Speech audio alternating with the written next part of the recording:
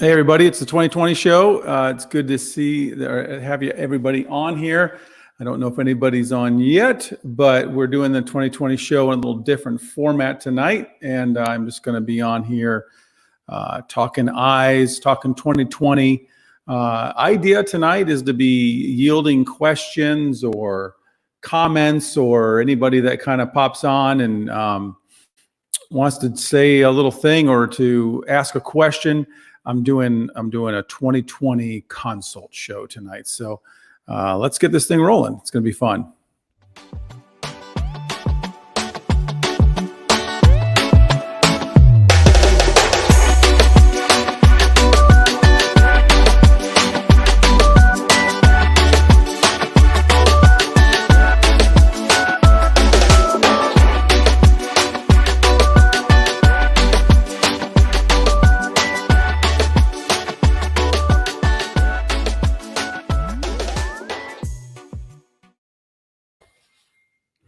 Hey, here we are. It's 2020 Vision Show, and we are doing interactive show tonight. I see Ken Walls is on there. I see Chev is already popped on. I'm going to be looking at comments over here and just kind of addressing comments and questions. I'm doing the show tonight from our surgery center in Rose Hall here in Montego Bay. So kind of apropos because of what we had happen this week. I've been here now close to 2 weeks, and we had an amazing week of mission surgery with Dr. Brian Stahl and his whole team of nurses that came in, and just another epic week. It was amazing. So I thought why not just shoot the show here tonight from the surgery center, and to just give you a vibe of what's going on in here, and talk a little bit about good to just talk to you about the things that have been happening. We have an amazing week down here. Jillian Dyer, good to have me in Jamaica. It is good to be in Jamaica. I am going back for Valentine's Day to see my sweetheart and my other two little sweethearts, Kyla and Abby. But been here just having an amazing time. I mean, it's been a lot. And one of the things I just see Jolene on there, we did Jolene's pterygium surgery this week, which is going to be a hoot when you get to see those videos. I really haven't gotten the technology up to be able to throw some of that on there. I really want to. I want to show some stuff about Jolene, but if you keep an eye out, you'll see it on the page. It's good to see Dennis on there. And, Dennis, did we figure out when you're coming down here again? But hey, if you're on and you're watching, throw a comment up, throw a question. I'm here to kind of yield questions and talk a little bit tonight. Just trying to mix it up because this is the 2020 Vision Show. And, part of the 2020 Vision Show has been to tell the story of Jamaica and professional eye care and all the things that have happened, how professional eye care and mission of sight are coming together, and how they were formed. So we've done some of those shows, and they've been amazing. We've had Rhonda McCloy and Andy Feltz and Denise Thiel, and we started with Ken Walls. This week is going to be Nurse Karen Brunk. You don't want to miss it. That's going to be Thursday night at 7:00. I kind of missed last week because of surgery. I did a little bike ride one, and just to kind of flip on, I didn't really get on the StreamYard side, so not everybody saw it. But so this is kind of a makeup for last week when we were doing surgery. When we're doing surgery, we're doing 20 some cases a day, and they are the worst cases that you've ever seen. Ken's being pretty observant that it does look like an operating room I'm in, but it is. This is the OR. This is where all the real fun stuff happens in the cataract world. So this is where patients come in and have cataract surgery in this room, and really have their sight recovered. So I really ought to get some banners going across the bottom here. I'm going to play around a little bit with you guys. The call to the recovery of sight should be rolling down there because that's the room I'm rolling around in. So yeah, so I saw someone at, when am I coming back? I'm coming back on Saturday so I'm going back for a short trip to see my wonderful wife and my daughters, and hopefully catch my boys, at least catch Max, and then turning right back around and coming down for Saturday, because we are moving our Montego Bay West office into a new location. It's pretty much 3 times the size that we are in now, and so I'm coming right back down on Saturday to get that thing kind of back in the game, or get it moved. And oh my, I'm going to have 3. We're going from 1 exam room to 3 exam rooms. We're going from 2 checkout stations to 5 checkout stations, 500 frames displayed to 1,000 frames displayed. So it's going to be so much better for patients, and it's going to be better for everybody. And like Ken's saying here, this place looks clean and top notch. And when you see the Bay West location, it's going to be the same thing. It's not an operating theater like this, but it is, that new Bay West is going to be great. I'm telling you, we're calling it the Superstore because it looks really super when you're in there. And this one looks clean and top notch. It has to be, because it's a surgery center. You can't have any infections. It's got to be really clean. This thing's brand new. We've just been blessed. Let me talk a little bit about what happened last week. Dr. Stahl brings down his team. It's called the Go Crazy, Do Good team. That's his little theme, is that he loves the Go Crazy, Do Good side. And because he's kind of crazy. Guy's been in he's been in like 8 or 9 different countries. He's done 34 mission trips where he does cataract surgery, and he's been here 15 times. So not to this one facility, but he's been to Jamaica 15 times. I think he's been with us in Mission of Sight, which he is a part of now, about 15 times. Well, 6 or 8 trips, I think he's been with us. But we saved the worst of the worst for Dr. Stahl. You just can't, they don't get any worse than what he deals with. So our ophthalmologist here, Dr. Myers, she does surgery pretty much sustainably throughout the year. And then when she runs into stuff that's just crazy bad, like super blind, then we put those on a list for our missional guys that come in, who are just, they're the greatest of all time kind of guys, not one is greater than the other. They're just all the goats. And so when they are here, we can give them the worst stuff. So this week we had 83 cases. I would say that of those 83, probably 73 of those eyes were almost completely blind. And now, and now we're in the 1 week. We're in the 1 week time where we see them again, and they're all just seeing really well. They went from can't even see their hand in front of their face moving to where now they're reading letters on the wall. So it's been an amazing week. We really have had some great stuff happen. Ken's helping me out there. If you're watching, hey, would you share this now? Like, would you go on your post or go on your page, take your Facebook and just share it out? It really helps get more word out. And that's what the show is about. The show is about getting out the word of what the things are that we do. For so many years, we've been down here working it, believing in it, doing stuff. And you can't do everything all the time. So what we've been trying to do this year is to get the word out, let people know what we're doing. Boy, I was challenged this weekend to get my mouth open and ask people for contributions to help people who are blind, who can't afford to get their surgery.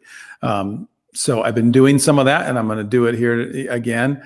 So let's see. So here comes Jolene.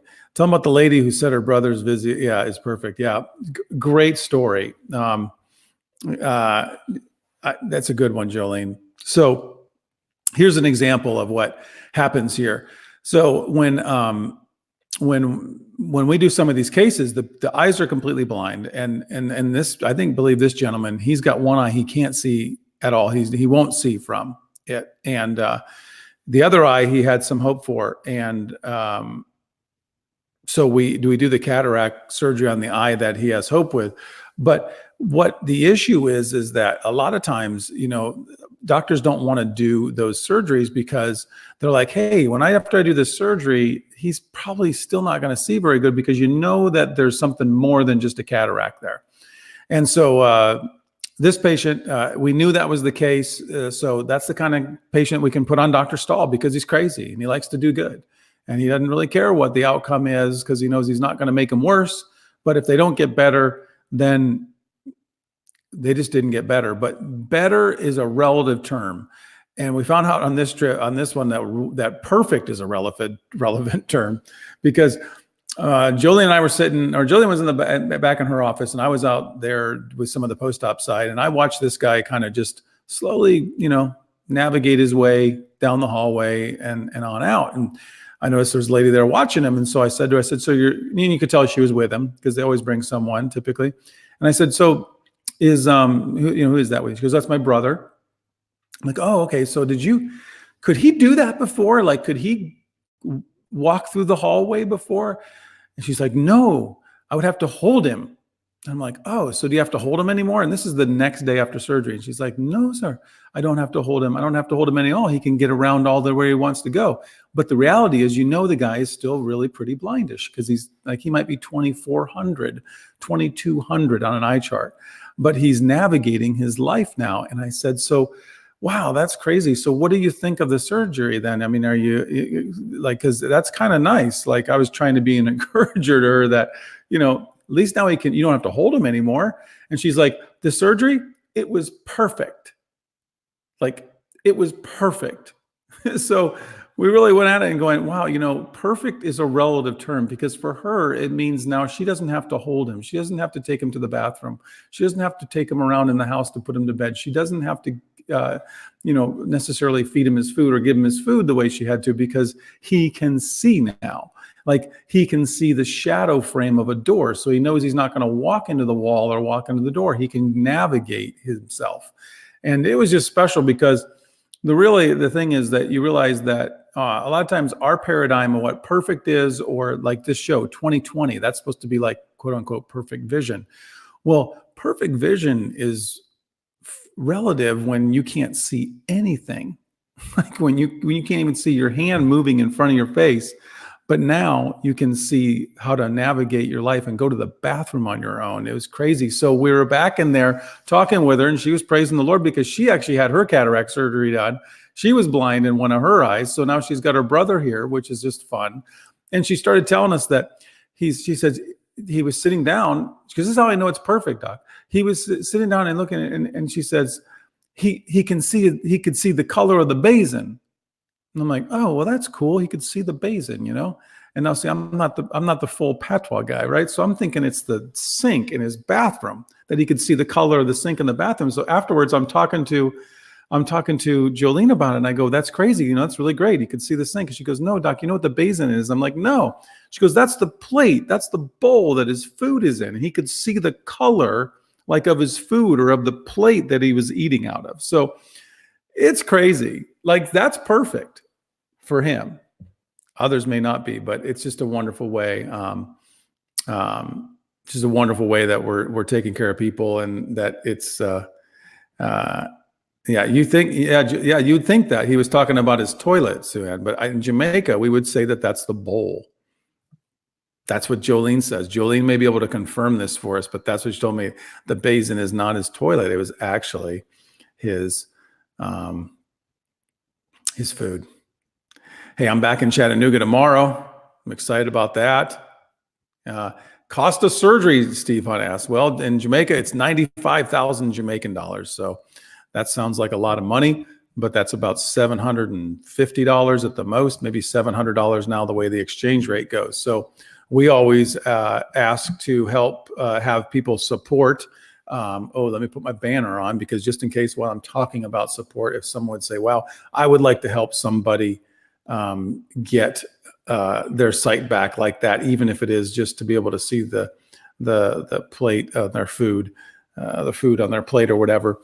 Missionofsight.org is our website, and you can go there to make a contribution, because what we ask, or what we look for, is to try to get folks to contribute $500 of the $750 that it costs for the surgery and all the follow-up and all the eye drops and all the love and all the prayer and all the things that we do.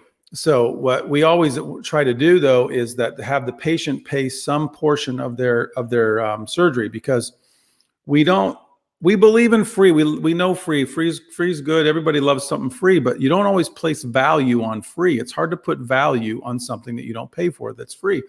So our aim is always to have a patient do some contribution, even if they're being sponsored. So we really don't ask for a full cataract sponsorship when we do it. We could, we should maybe, but the reality is we try to have the patient pay a portion, because then they place value and responsibility in the care that they've gotten, and it works.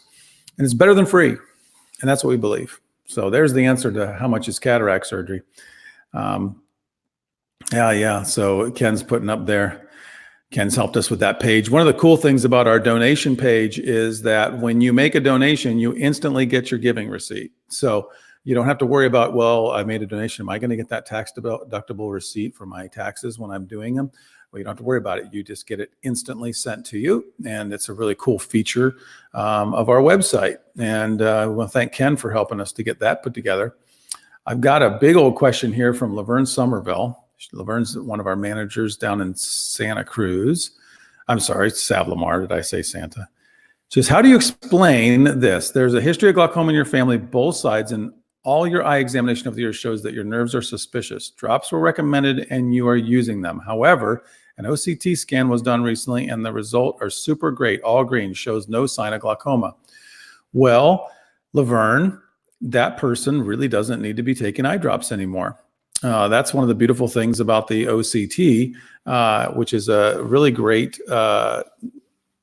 instrument. It's kind of like an MRI of the nerve of the back of your eye. So it helps us determine the thickness and the health of the nerve fiber layers. So what can happen is, like, yeah, say this patient has a family history of glaucoma, and then we see the nerve in your eye visually with our lenses, and the nerve looks kind of large and it looks kind of like it's very suspicious. So if we don't have that kind of technology to help be like a second opinion or a confirmation, the aim, especially here in Jamaica, is let's take the side of caution. Let's take the side of prevention and make sure that we start this patient on the drops so that they don't end up going blind, because glaucoma, as we know, is the one that will, if you lose your vision from glaucoma, you don't get it back. So what we have now across 3 of our branches, so in every region, if you go to Rose Hall or Montego Bay, well, any of our offices, but our OCT is in Mandeville, it's in Frome, and it's over here in Rose Hall. And when you do that OCT and it shows up that the nerve fiber layer, even though the nerve looks bigger than it should, but there's plenty of nerve fiber tissue, then you really don't need to stay on the drops as long as your pressure is in a normalish range. Like if your pressure is 20 or under when we measure it, and your OCT is perfect and green and all that, you don't need to be on eye drops. But you do have to continue to test your eyes. Well, where am I at? My little band. This is our little band here for 2020. You still got to test them, because you don't want to have your pressure kind of go up and you lose some of that nerve. You still want to do the OCT every year or every 2 years at the least, so we can make sure your nerves are normal, but you don't have to continue those eye drops. Something tells me I know who that patient is, Laverne. And so you could always call me after too, if you want any more insight on that. But that's a great question. And one of the things that we're really excited about having the OCTs across the island, because it just helps us as doctors be better. You know, it's like getting a second opinion without having to go to another doctor who doesn't have the technology. So the technology in our game has really made a huge difference, even in the cataract surgery and the whole thing. Yeah, test your eyes. That's right, Ken. So important, really. You know, we were talking about our recalls. Yeah, I knew you were laughing for a reason down there, Laverne. I knew it. You can give me a call tomorrow. So the one thing we're talking about is doing recalls and helping people to know that one of our offices in Frome is having an amazing response on their recalls, because it's really kind of our responsibility as doctors and as an eye care leader here in Jamaica or wherever we're at, to help patients understand the importance of testing their eyes annually, especially if they have risk for things like cataracts, glaucoma, diabetes, hypertension, all those things cause a lot of great risk towards loss of vision. So we may tell you that in the eye exam, but you got so many things going on. You're wondering if you're going to get glasses. Is my eye going to fall out? Am I going to go blind? All these other things, and we're loading all this information at you. You probably don't always remember that we told you that you need to come back in a year or in 6 months. So there's a system that we have. It's called the recall system. So what we've done now is having our offices really handle that a lot more intensely. And one of our offices in Frome, where their recall, we measure like the percentage of patients that actually make an appointment when we call them to tell them that it's their time. So we put into our computer system in 1 year or in 2 years, we need to call this patient and let them know that it's time for them to come back in. And so some offices or some places, we were maybe like if we called 100 people, then 15 of them would make an appointment. So that means 85 people weren't making appointments. And we were like, that should be better, And Frome, which is there, Beverly's helping us remind us, the Frome is in Westmoreland. We love Frome. It's a pillar office of ours, of blind people's, blind eyes have seen out of there. And so we said, well, is it just because Frome patients are so special? And that's why they are doing better, because what happened is Frome got up to 50%. So if they called 100 people, or if they got a hold of 100 people, 50 of them would make an appointment. So it's like, well, is it just because Frome just is special or whatever? And what we realized today is that the staff really had said, well, no, we're not just telling them they need to come to classes. We're trying to help them understand all the reasons why they need to have that test. It's not just glasses. It's because you could have, your diabetes could give you a problem that you don't know about, your glaucoma status or whatever. So it's super important to test your eyes. And that's why I'm wearing the little band tonight. Oh, hey, Pro Eye Care Jay, that's all of our stuff. That's our Facebook and Instagram and all that, and our webpage. And then test your eyes. Hey, Verona's got a question down there. She goes, I have a cataract and glaucoma. If I remove the cataract, will I be able to see clearly? Hey, Verona, that's a great question.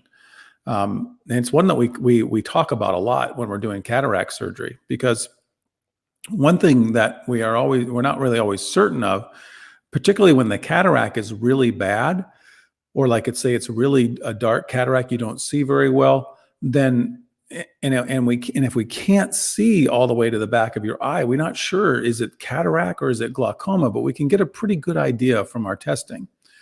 However, when you have a cataract that's not like terrible, terrible bad, and we're able to look at your nerve, and like we were just talking about, do say this OCT test on your nerve, and we see that, hey, your nerve's healthy, but you're still foggy, well, then it's probably just the cataract. So having glaucoma and having a cataract, if it's really just the cataract that's causing the fogginess, you're going to see great after cataract surgery.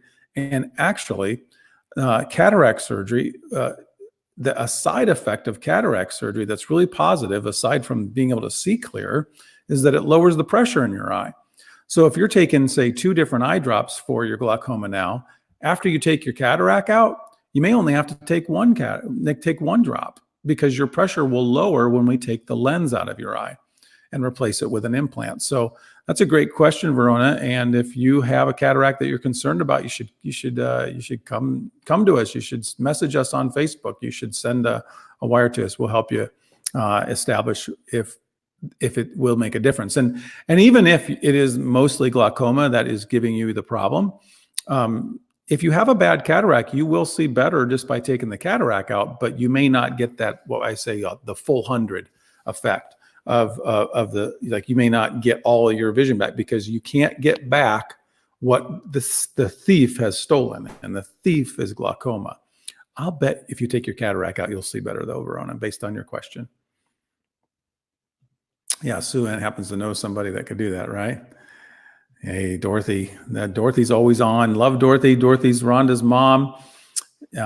Boy, she's got some fun eyes. We've been working with them for a long time. She's got a lot of fun things in her life. We love Dorothy. She always, Dorothy's actually a real stir to me on the show. She was really kind of on me about once I started. And so tonight is just, even though I don't have a guest on, I just felt like, we called it the 2020 show. And I want to talk about vision for people too, because sometimes you just want to hear, this is me making myself available to questions. And so if you are out there and you've got questions about your eyes, we're going to keep doing this one like this. It's really kind of fun. The only thing I don't like is I'm the only one talking, but wait till Thursday night when we have Nurse Karen on. It's going to be awesome. Yeah, it's going to be great. So Sue Ann's got a good question. Why does the pressure go down after the cataracts are removed? Okay, well, great question, Sue Ann. So what happens with cataracts, I'll try to kind of show this visually, like let's say my two hands together here are the lens inside your eye. Let me see if I get my camera right there. And what happens is as we age, our lens tends to get a little thicker and a little cloudier. And so that lens starts to take up more space in the eye. And what happens is that the fluid that passes around the edges of the lens that the eye creates all the time, there's not as much space for it to clear out of there. So sometimes it creates a little more pressure. And so there's other factors as far as the zonules and all the other little things that go along with the lens. So as it ages and it gets a little thicker and it gets a little nappier, the fluid doesn't flow as easily around that big old thick lens. So, and it gets hard, the lens gets hard. So there's no give or take there either. So all those factors make it so that the fluid in the eye kind of can build up a little more and you increase your pressure. So when we take out that lens, because what happens with cataract surgery is you have a lens kind of like this, we kind of shake it up, break it up, shake it up, and then all of a sudden it's gone, right? And then what happens is we put in this just little sliver of a lens. Let me get my thing. Just a little sliver implant. It's like the size of it looks like a contact lens. And so when we put that in there and clean everything out, then now the fluid can flow through the eye and out of the eye a lot easier, a lot better, a lot faster, a lot more consistent. So the pressure in the eye kind of just goes down a little bit. So that's the main reason, is that you just get that big lens out and now the fluid can flow easier, and things like to work better when that fluid can flow out of there. So that's the answer to that question. Hey, Doug Wine, flying to Arizona. You know it. Love that. I'm flying to Chattanooga tomorrow, Doug. I can't wait to get home. I love it here, though. I mean, there's no question about that either. Kelly is a big, great staff person, sales clerk, done all kinds of stuff, pre-testing down for us in Frome, and even Santa Cruz. So Doug Wine got another question here. Let's see who's going to throw at me. Does cataract surgery always help, or are there situations where surgery is not advisable? There are definitely situations where it's not advisable. We had one this week that was really kind of unfortunate. But when we know that we can't visually improve your eye, then it doesn't make sense to do cataract surgery. So there's one test that Dr. Wine's particularly famous for, and that's the Marcus Gunn pupil. It's a test where we shine a little pen light at your eye, and if your eye nerve is alive and working, like if it hasn't been affected by glaucoma, the pupil will shrink when the light hits it, and it'll shrink down. And you're like, oh, even though we can't see the back of your eye, and you have this big, massive brown cataract in there or whatever, even if the retina detects a little light and it's alive, your pupil will go from round to little round, round to little round. So if we are doing that test, and when we do that, we say, hey, well, it's worth doing cataract, because regardless of what's going back there, the eye and the nerve is working. But there's times where we'll take that light over and you have this big pupil and we shine the light in there and the pupil just stays there. It doesn't move, it doesn't do anything, it's just stuck.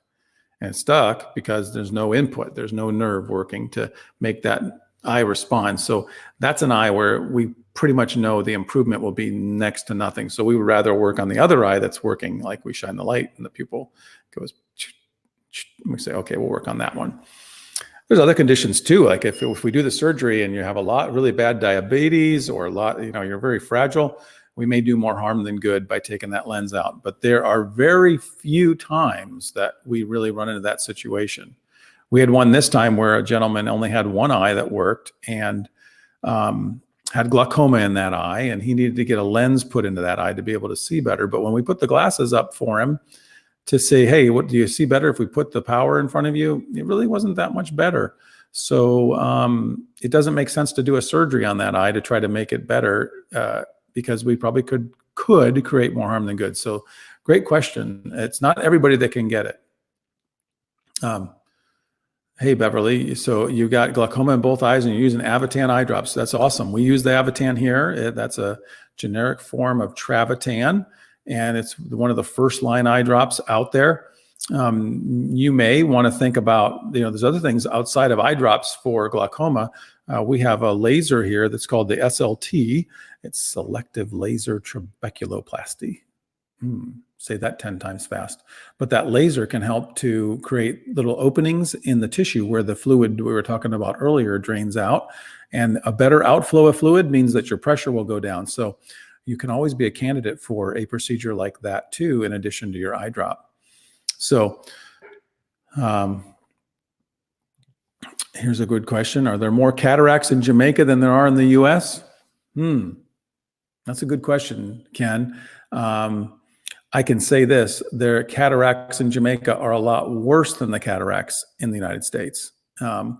Because you'd have, I would say this too, if you polled 3 million people in the United States and you took 3 million people in Jamaica's 3 million would have significantly more cataracts than the ones in America. Mainly a lot because of a few reasons. One, our exposure to ultraviolet light is a lot more intense. We're basically on the equator. So ultraviolet light accelerates cataract development. Another thing is that we have a lot of diabetes and hypertension. Those are not good factors for cataracts. They kind of contribute as well. And the other thing is the access to care here in Jamaica is just not as, it's way out of proportion as it is to it in the States. In the States, you get a little cloudiness, a little fogginess. You got an ophthalmologist there ready to take that thing out and get it out of your eye, and boom, you got Medicare as your benefit, or you've got your insurance and it's out. Well, down here, there's not a lot of surgery centers. It's not really easy to get through to a surgeon, and the public health system is pretty overloaded. So it can be up to a 2-year wait to get your cataract surgery if you're in the public health system here. So there's a lot of reasons why we have more cataracts here, because they can't even get them out. So another thing is, a lot of times people have seen people not have good surgeries. So there's a lot of kind of fear about like, I'd rather just not see good than to just go blind in that eye. So good question, Ken. Verona, is Travatan the best for glaucoma? Well, I don't know if I would call it the best because it depends on how your eye responds.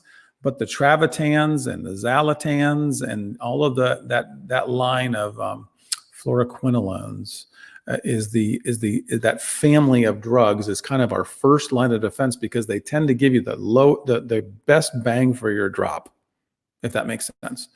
When you're using those, you tend to get about a 30% reduction in your pressure. So if your pressure is 20, you'll end up being around 14, and that's the nice normal number. So we know that those work really well. They help to increase the outflow of the fluid.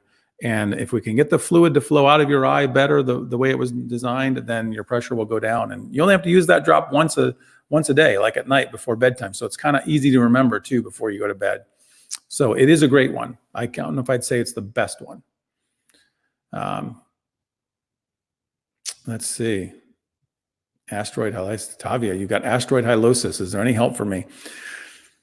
Well, unfortunately, there's not a lot you can do about asteroid hylosis, because you wouldn't do anything necessarily, because although it's a visually kind of annoying condition, it's not like a sight threatening. It's not going to necessarily get worse. It's not going to blind you.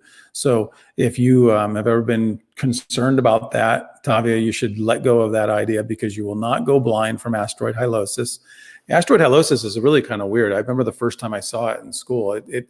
When we look into the back of your eye, there's a fluid that's called your vitreous. And that vitreous area, what happens with asteroid hylosis, you'll get little calcifications and that float around in that fluid. So when you look in through the eye, normally you can just see right to the back. But when you have asteroid hyalosis, you see all these little asteroids. They look like little chunks, little pieces, little white calcifications in there that are kind of like if anybody remembers the game Asteroids, or in Star Wars when they're Jedi Knighting through the place and going down and around all those little asteroids out there and stones and rocks. That's kind of what it looks like in a sense in the back of the eye. So it does kind of disturb your vision, Tavia, but it's not going to make you go blind. And the only thing that you really talk about doing is taking all of that fluid out of your eye and then replacing it with like a saline-based solution. And the risks of doing that are far greater than the benefit. So not very often do we proceed to eliminate asteroid hyalosis. So great question, though. Yeah. Is Scott Colonna really on there? I don't know if I saw him.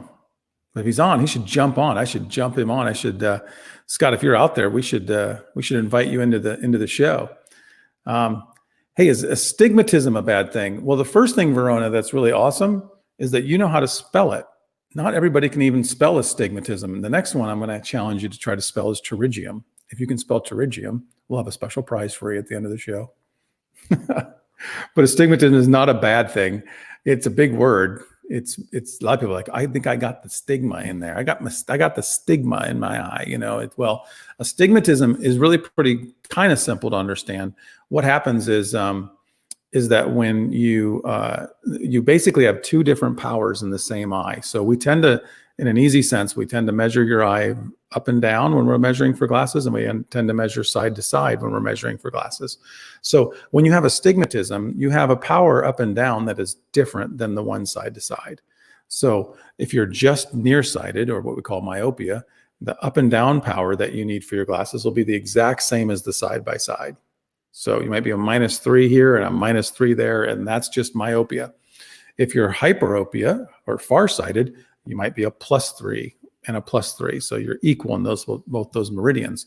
But when you have astigmatism, you might be -3 here, but you might be -4 in this one. So the power is just not different. It's just different in the two sides. So that's really all astigmatism is. It's corrected with glasses. It can be corrected with contact lenses. It can be corrected with refractive surgery. There's just all kinds of things that help it. So don't be afraid of astigmatism, but too much astigmatism isn't a good thing. Okay. Scott Colonna, you on here? Scott's he's got an amazing practice up in Rhode Island. I mean, Rhode Island's like the size of my pinky's fingernail, I think. And I think they see more patients and have more going on up there than ever. I need to come up there sometime, Scott. I'd love to come see what you're doing up there. I'll bring you on if you want to get on here. Let's send you an invite. Hey, Dwight Rose, you get the prize. Hey, I've got to find a way to remember it. Pterygium, exactly. That's how we spell it. Hey, so you're available, Scott. Let me see. So I'm supposed to be able to send an invite to you in Messenger. Hang on here, folks. I'm trying to be technological and see if I can pull it off to bring on someone. This is when you want Ken Walls like right next to you, because then he would just pull out all the stops on me and show me where to go. And I think I know, but like the way it works on,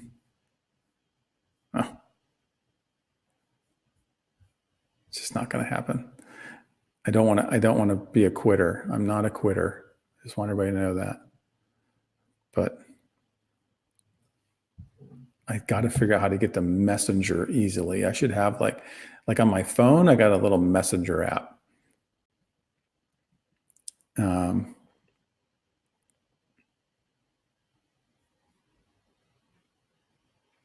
But I'm locked down trying to figure out how to get to my Facebook because it's only through, it could be happening. Okay, let's see. Pause. Pardon me for a moment here. All I got to do is get to my messages. I'm getting close. And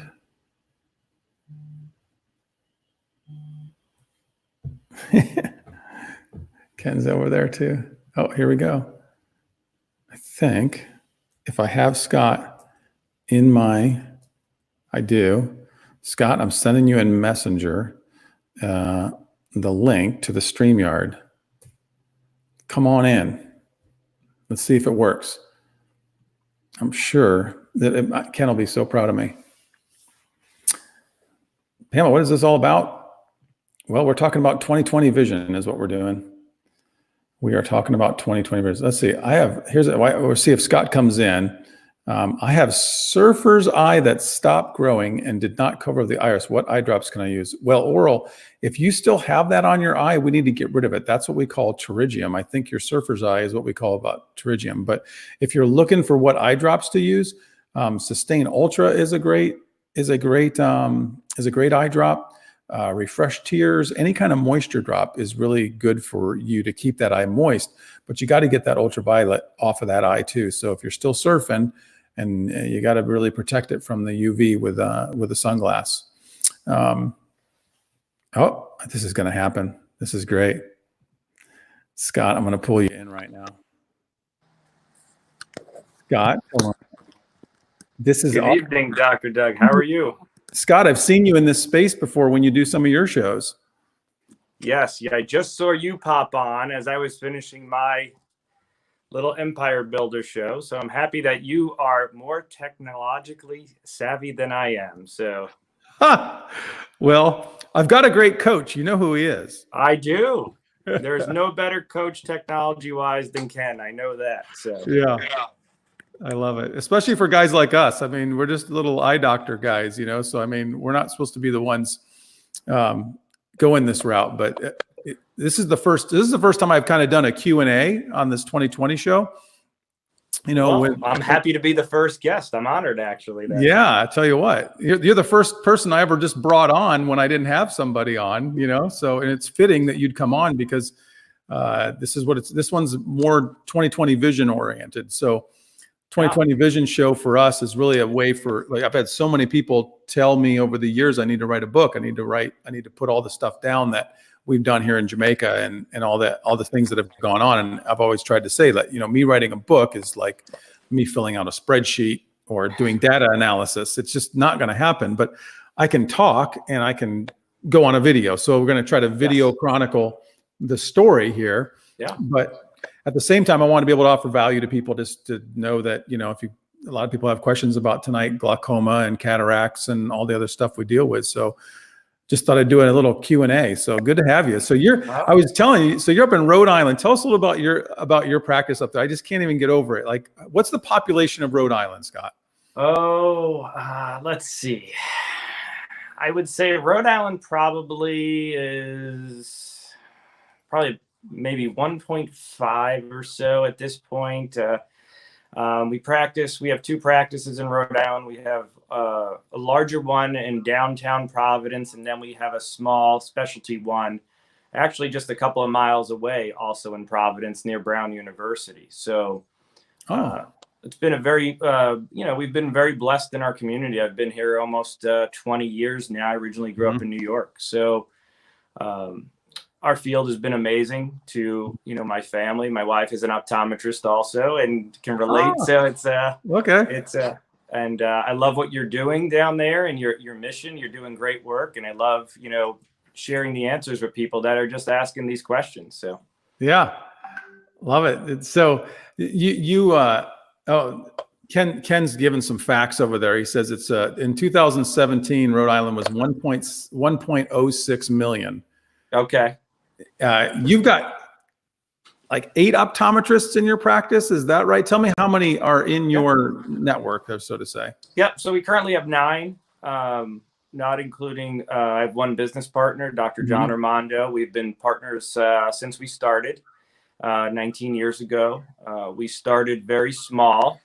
I guess I overjudged the population on the state there. I thought we were growing it feels like we're growing, but I guess we're not. we bought a solo practice from a retiring doctor, a great practitioner at the time, and we just saw where healthcare was going, and we knew that we needed to expand the business model into a group setting to be competitive, with the healthcare reimbursements and environment. So, we started with 7 employees, and we've grown it now to, our first year we did probably $600,000, and a couple of years ago we hit the $6 million mark. So we definitely 10x'd our primary. We 10x'd our primary location. So took you 20 years to 10x it. Pretty close to that. A little short of that, but yes, that location, I'd say that, and the other location is still growing. I won't say we've 10x'd that yet, but that's obviously another goal. But the last 3 years, I mean, for me, I've been more, I guess it's 3.5 now, just helping small business owners, private practitioners, with the protocols that we put in place to help them gain that, more successful business, and then they could do what they want with it. Some want to spend more time with their family. Some want to expand their business and help give their amazing lives to their work family. That's what we're really about. So we have, in all the companies now, we are just around 70, just under 70 employees in total, and we started with 7. So we're very blessed with that. It's interesting, we're a little parallel to you, not nearly in the dollar value, because we're down here in Jamaica, right? So we're kind of, we're in a whole different paradigm. But we started small with 1 office in Mandeville, and now we have 6 locations. And we have about 50 some employees. My wife there, Rhonda, saying congrats there. Oh, thank you, Rhonda. I know we met last year, so. Yeah. And I think we've got, Lord, I don't know how many, we've got a lot of providers. We've got a whole realm from like your ophthalmic assistant kind of is an entry level for us down here, up to our optometrists and a full-time ophthalmologist on staff now. And we just had 2 new candidates come in through this week while we had surgery. So that's great. Yeah. So it's fun. It's, I think when we stay consistent in the same direction for a long period of time and continue to do right and follow a clear moral and ethical and practical call for what we've been, put to in our profession, we really shouldn't go backward. We should be growing. Right. I agree with you. If you're not growing, you're kind of shrinking for the most part, with change and so forth. So, but it's so impressive what you guys have built, and as far as the service you're providing is amazing. So, congratulations to all of you on that and your entire team. Yeah. Thanks. So I got our security officer on here watching. I got to give a shout out to him. You can't do it without those guys. One of the things we were talking about, I'd like to get your opinion on, and something you probably don't see a ton of up in Rhode Island is Trigium. Do you see much of that up there? So we do at our main location. We have a patient base from the Latino community that obviously has moved here from Puerto Rico, Dominican Republic. And so we do see a higher concentration in that population. Than the normal, I'll say, other populations and ethnic backgrounds from Rhode Island. So, but we do. It's a very common thing that could cause a lot of the things I heard you talking about as far as the stigmatism and distortion and so forth. So tell us why those patients up there in Rhode Island that are Latin America or Puerto Rico original, why do they have the Trigium and why don't Rhode Islanders? Are they called Rhode Islanders? Are you a Rhode Islander? I'm a New Yorker. So I grew up in New York City. I lived in 3 of the 5 boroughs. So I am a Yankees, Giants, and New York Rangers fan. So no, I wouldn't say I'm a true Rhode Islander at this point. But that is what we would call you if you were one. I believe so. Yes, that's what we usually call people that are from Rhode Island, Rhode Islanders. So okay, good. But yeah, from the pterygia aspect of things, it's just the higher concentration, of that ethnic population because of their UV exposure and not having access to, the proper sun protection and, a lot more of their jobs historically have been outdoor jobs, which Yep. leads to the increased, exposure over time. And I think that's the biggest reason why we see it, and trying to manage that and monitor it with however you choose, whether it's, the corneal photographs or anterior, segment topography type things, and depending on what, instrumentation you have to monitor that going forward, and try to at least slow down the progression of it. Yeah. Well, and maybe when they get up there to Rhode Island and the UV isn't so intense and they're not out in that those harsh environments, it will kind of stabilize. And maybe it does tend to slow a lot of the times, but it's still, there is some sort of progression, I think, once it gets past that certain,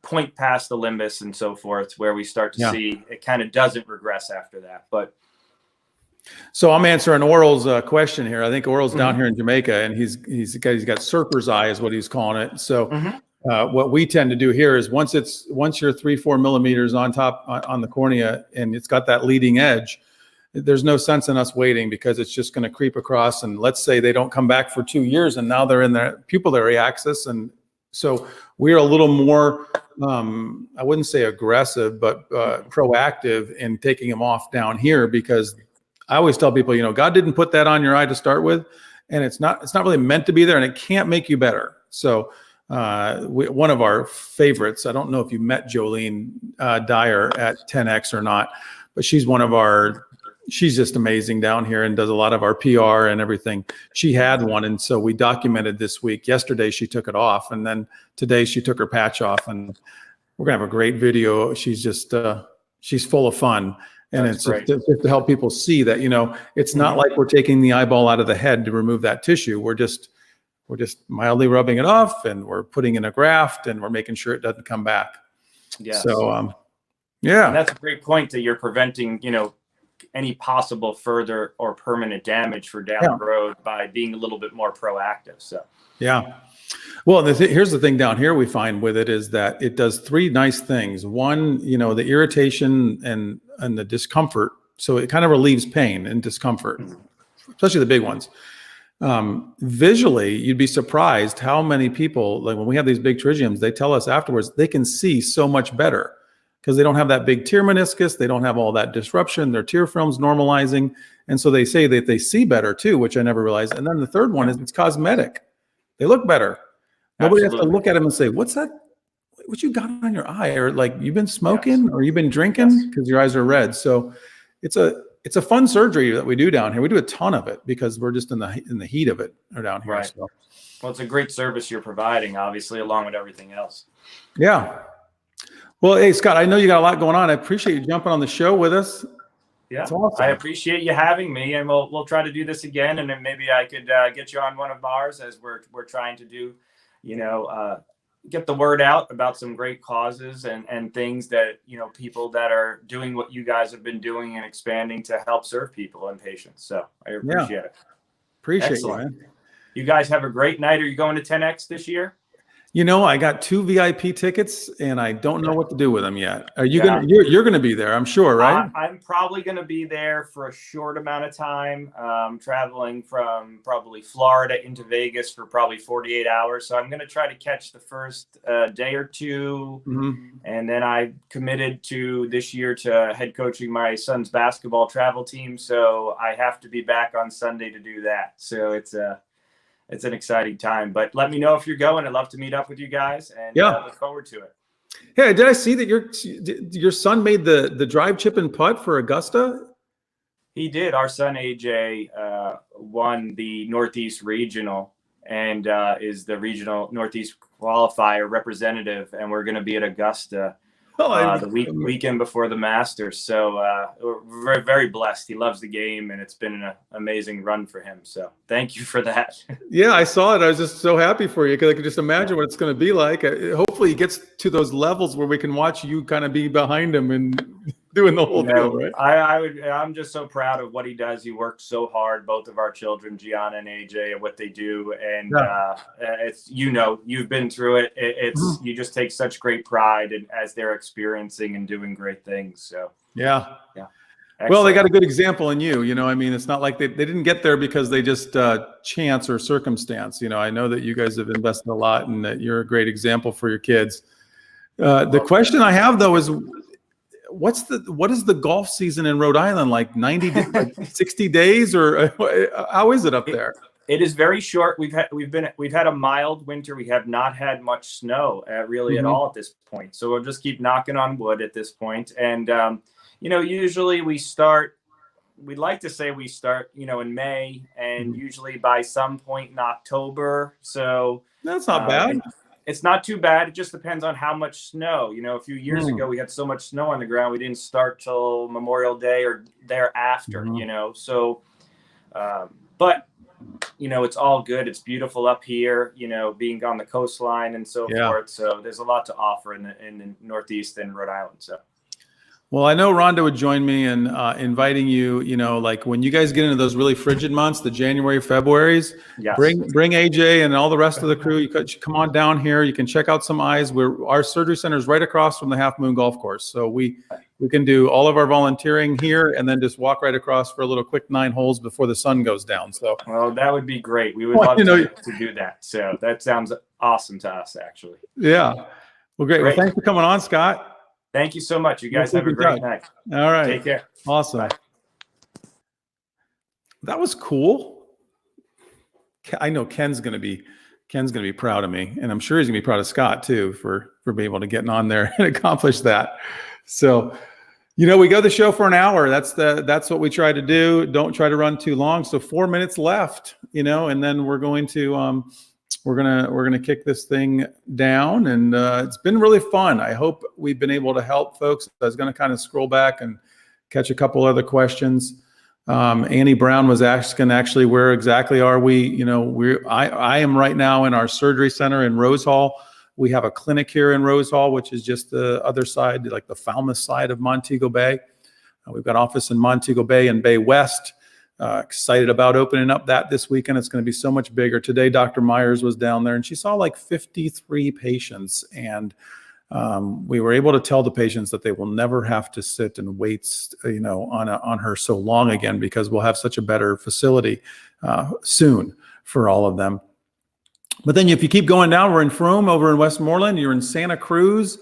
Don't forget Sav. I keep saying Santa instead of Sav, but we're in Sav Lamar on Great George Street, Santa Cruz as well, and our home office, Home Central, Mandeville, one of the best spots on the island, and the place where really Nurse Karen has come from with us, and who we'll have on Thursday. So you don't want to miss Thursday.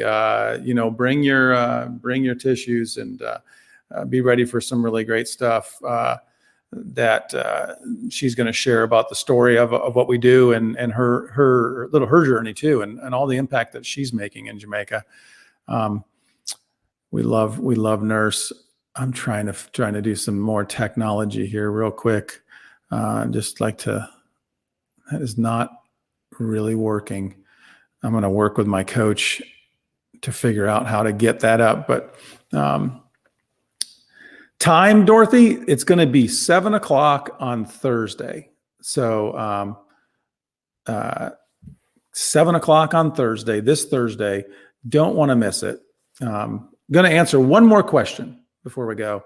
And Kayon, do we do the prosthetic eye, the one that looks like a shell? And we do that out of our Mandeville office. Dr. Chambers, who works with us up there and has a practice of her own also in Mandeville, she does do those prosthetic eyes. So if you feel like you need one, or someone who needs one, you could actually direct them to any of our offices, and then we could get you referred up to have that specialty work done.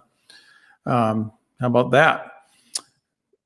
You're going to be snowbound. You guys got a big storm coming in, Dorothy? Another big Ohio snowstorm? If that's the case, that sounds like fun, I think. Wait, I'm going to be in Chattanooga. So yeah, I saw it's going to be cold in Chattanooga. So that means it's going to be really cold up there in Ohio.